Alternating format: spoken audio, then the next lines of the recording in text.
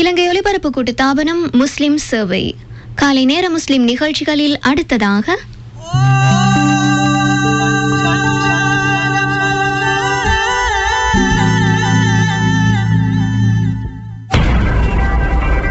திக்வல்லை சஃப்வான் வழங்கும் சமூக சித்திரம் சஞ்சாரம்.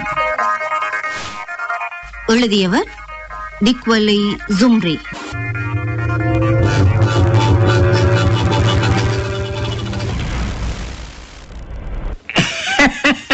இனி செல்லுங்களே சாயிப்னா, செல்லுங்க. சிலருக்கு உங்களோட பேச்சு பிடிக்காட்டியும் நீங்க நல்ல நல்ல சப்ஜெக்ட்ல தான் செல்றீங்க. அது உங்களுக்கு தெரியும். நான் என்ன செல்ல வந்தேன்னு தெரியுமா? கொஞ்சம் கேளுங்க. நாங்க ஹஜ்ஜுக்கு போகல மிச்சம் பேர்கள் எங்களை வந்து சந்திக்கிறாங்க. சலாம் தந்து முசாபா செஞ்சு போட்டு என்ன சொல்றாங்க தெரியுமா? நீங்களே செல்லுங்களே சாயிப்னா. எங்களுக்கு துஆ செய்யுங்க, ரசூலுல்லாஹ் ஜியாரத்துல சலாம் சொல்லுங்க, இப்படியெல்லாம் சொல்றாங்க. இல்லாட்டி ஹஜ்ஜுக்கு போக கிடைக்காட்டாலும் போறவங்க கிட்ட கோரிக்கைகளை கட்டாயம் செல்லத்தானே செய்வாங்க அவங்க. சரியா சொன்னீங்க. நாங்க சரின்னு பாரம் எடுத்து போட்டு அத மறந்து போட்டேன்டா அதுக்கு பிறகு அது பெரிய குத்தமா போய் திரும்ப. அதனால இப்படி செல்றவங்க எல்லாரோட பேரையும் பசந்த ஒரு நோட் புக்ல குறிச்சு கொள்ளணும். அதுண்டா டாப் ஐடியா. அது டாப் ஐடியா. ஏனென்று சொன்னா இது பரியாசம் இல்லை ஜாயினானா.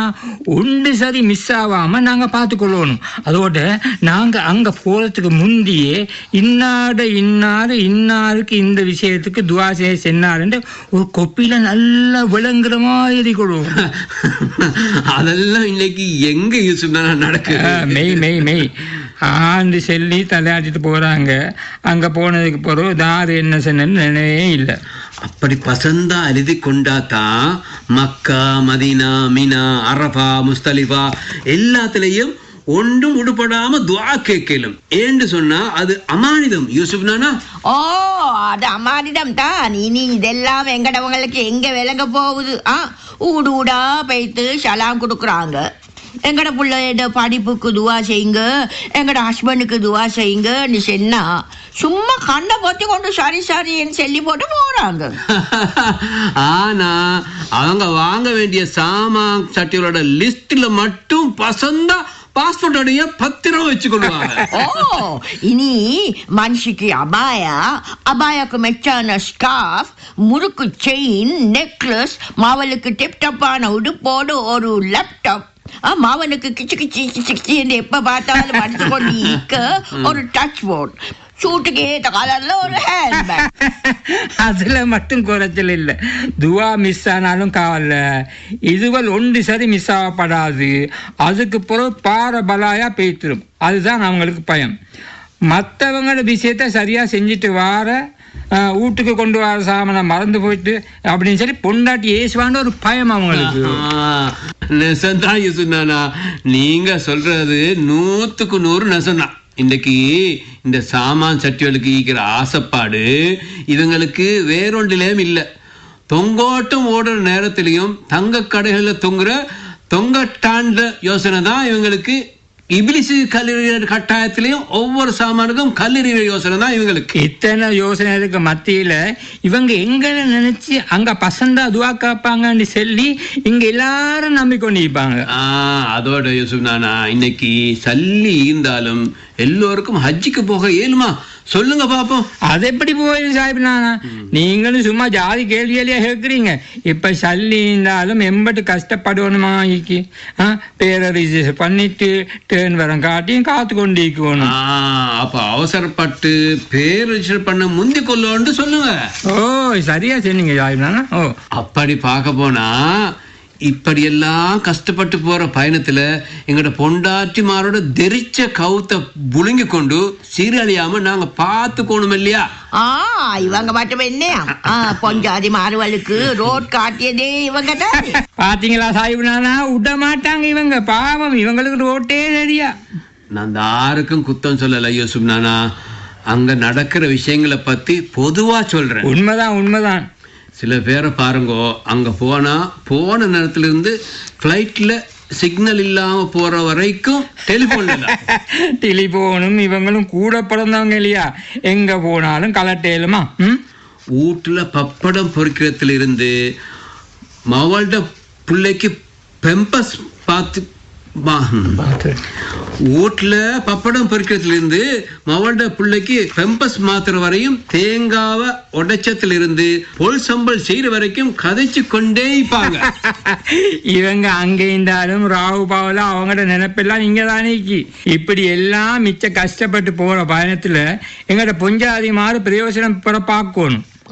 அதெல்லாம் நெசம் தானப்பா. இப்படியும் ஒரு நாளைக்கு 10-15 கோல் எடுத்துக்கொண்டே இருப்பாங்க. அங்க போயிட்டும் ரீலோட் பண்ணியே தான் இவங்கட வேலை. எங்கடவங்களுக்கு கோல் எடுக்கிறதுன்னு சொன்னா கேட்க வேணும். அதோட சாஹிப்னா அங்க சாப்பாடு எல்லாம் டைமுக்கு டைம் ஹைஃபையா கிடைக்குமாமே. அத மட்டும் பசிண்டா கேட்டுக்கோங்க. அதுல மட்டும் எந்த விதமான குறைச்சலும் நீக்காது யூசுப் நானா.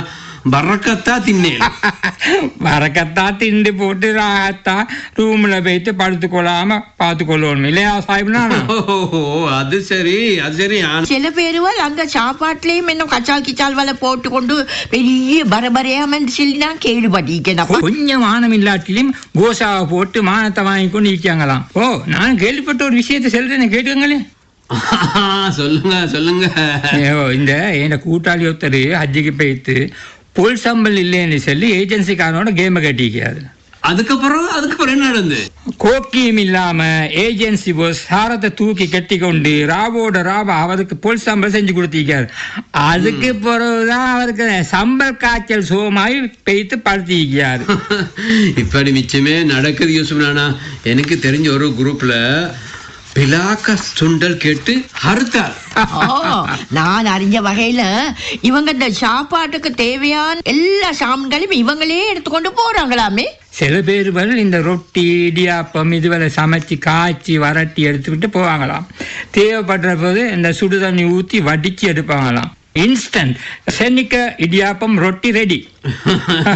ஏண்ட கூட்டாளி ஒருத்தன் சொல்றான், அந்த ஒரு மாசம் அந்த இடியாப்பத்தோட பட்ட பாடு பெரிய பாடம்.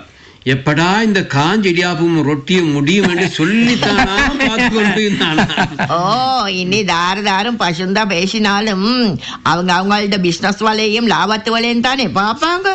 ஹஜ்ஜுன்னு சொன்னா யூசுப் நானா முழுக்க முழுக்க பொறுமையான விஷயம் இல்லையா? உண்மை உண்மை.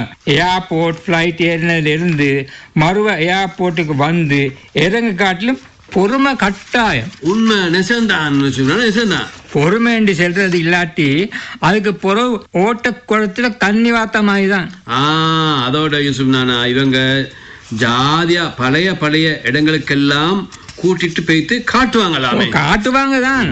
ஆனா அதெல்லாம் ஹஜ்ஜோட சம்பந்தப்பட்ட விஷயம் இல்லையே சாஹிப் நானா. அப்போ அங்க எல்லாம் போக கூடாதுன்னு சொல்றீங்க? போக கூடாதுன்னு நான் சொல்லல. ஆனா ட்ரிப் போற மாதிரி அங்கேயும் இங்கேயும் திரிஞ்சு சும்மா டயர்டாகாம கோணும்னு சொல்லி தான் சொல்லுவேன். ஏனென்றா நாங்க கஅபத்துல்லாஹ்ல தொழுதா ஒவ்வொரு தொழுகைக்கு 1,00,000 நன்மை கிடைக்கும். சரியா சொன்னீங்க. இந்த லட்சத்தை விட வேற லட்சங்களோட அதிகமானவங்க மக்கத்துக்கு போறாங்க. மாஸ்டர் சரியா சொன்னீங்க மாஸ்டர், சரியா சொன்னீங்க. கஷ்டப்பட்டு போன நாங்க ஒவ்வொரு வக்தும் அது உடுபடாம மிச்ச கவனமா இருக்கும். சும்மா டயர்டாவினா அதுக்கு பிறகு ஒன்றுமே செய்யல. ரெஸ்ட் எடுக்கத்தான் மனசு செல்லும்.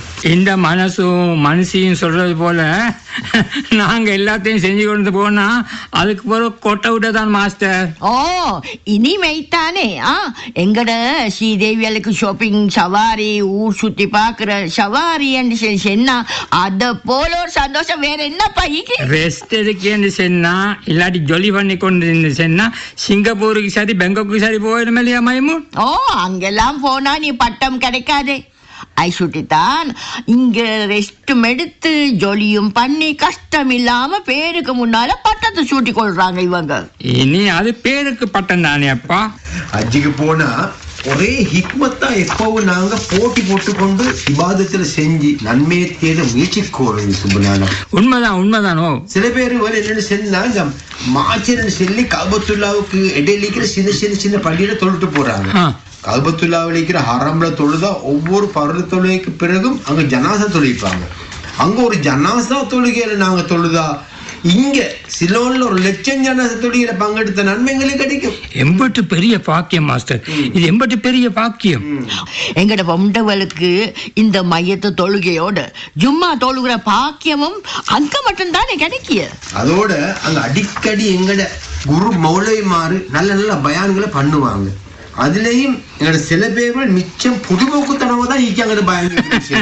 போயிட்டு 2-3 நாளைக்கு கட்டி போட்ட மாதிரி நல்ல பிள்ளைகளா ஐந்து போட்டு பொறவு இந்த கிளாஸ்களுக்கு கட்டடிக்க பிள்ளைகள் மாதிரி அங்கேயும் நைஸா நழுவி அந்த நேரமும் ஷாப்பிங் போறாங்களாம்.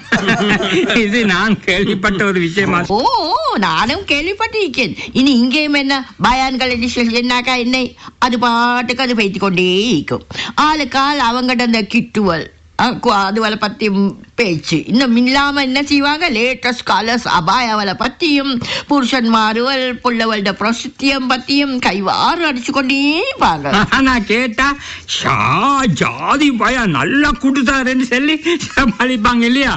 அவங்க ஹஜ்ஜோட சம்பந்தப்பட்ட விஷயங்களை பத்தி மட்டும் இல்ல யூசுப் நானா, இன்னும் எத்தனை பொதுவான விஷயங்கள் எல்லாம் இந்த பயான்ல சொல்லி கொடுக்குறாங்க தெரியுமா. அதோட மார்க்கம் சம்பந்தமான சந்தேகமான கேள்விகளை எங்களுக்கு கேட்டுக்கொள்ளையிலுமே. ஓ, ஹஜ்ஜில வரக்கூடிய சந்தேகங்களை அடிக்கடி பேத்து கேட்கக்கொள்ள சில மௌலவிமார்களுக்கு இந்த சூடா விடாமன்னு நான் கேள்விப்பட்டிருக்கேன். ஓமாப்பா, எனக்கிட்டையும் ஒரு பப்ளிஷன்னா எப்ப பார்த்தாலும் எங்கட கதவு திறந்திருக்கும். ஹஜ்ஜை பத்தி எந்த சந்தேகம் வந்தாலும் வந்து கேளுங்க அப்படின்னு சொல்லுவாங்களாம். அதுக்கு பொறவு பேத்து கேட்டா உங்களுக்கு எத்தனை முறை சொல்றேன்னு சொல்லி சல்பால்னு சொல்லி மோத்துல பாஞ்சு விடுவாங்களாமாப்பா.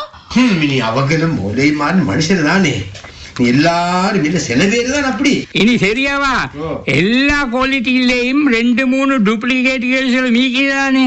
என்னாலும் பொறுமை பத்தி பேசுற இவங்க தான் அதுகளுக்கு ஒரு முன்னுதாரணமா இந்த காட்டோன். சுருக்கமா சொன்னா இந்த வதிவிட பயிற்சி மாதிரி அந்த ஆபீஸ்ல நடக்கும் மாதிரி ராவு பகல் இல்லாமல் மனுஷன் வாழ்க்கைக்கு தேவையான நல்ல அட்வைஸோட கூடிய பயிற்சி தான் அந்த ஒரு மாசமும் அந்த ஹஜ்ஜில் நடக்குது.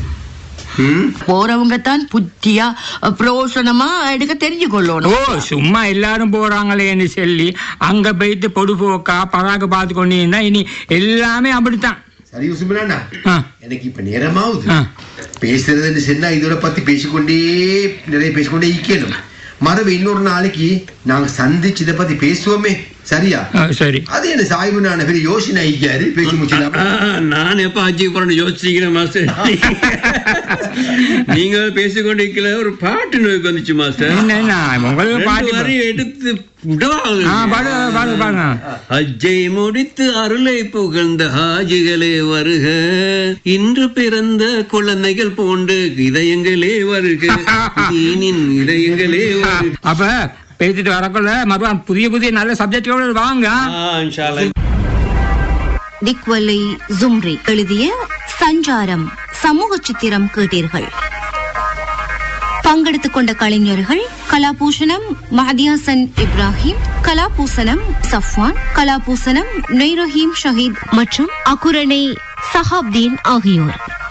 நிகழ்ச்சி தயாரிப்பு ஃபாத்திமா ரீசா ஹுசேன். சஞ்சாரம் சமூக சித்திரம் வழங்கியவர் திக்வலை சஃப்வான்.